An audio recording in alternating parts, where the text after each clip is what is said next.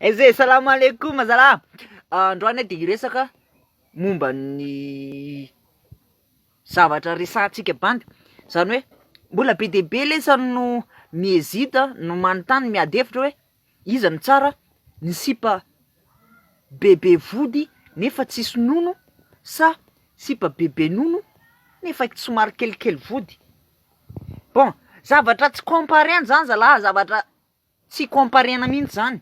Ny sipa bebe vody kelikely nono dia tsara kokoa noho ny sipa bebe nono nefa kelikely vody. Zao ny sipa be nono nefa kelikely vody anie zalahy ka ohatran'ny tavoangina fanta mivadika ny ambony any no misy jerena fa ny tapany ambany ohatran'ny stylo Schneider. Nefa ny sipa bebe vody nefa kelikely nono dia ao tsara milay, ao tsara formany, ao tsara équilatéral tsara. Ny sipa bebe nono rehefa mandalo eo alohalahy ke lahy no mijery anazy to de traingo e lahy satria fasafasy maso lesany de tonga de traingo e lahy.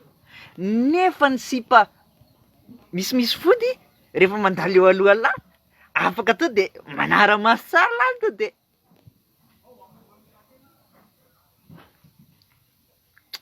selema.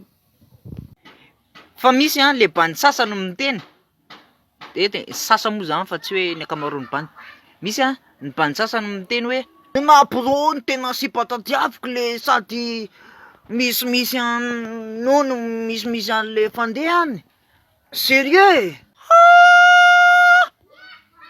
pôzy lahy ohatran'ny sotro be loha lahy ngeda be fa mivanta lahy ohatran'ny fitsa de sipa ohatran'ny kiminety zany tadiavy lahy. Zany re azon'ino manao?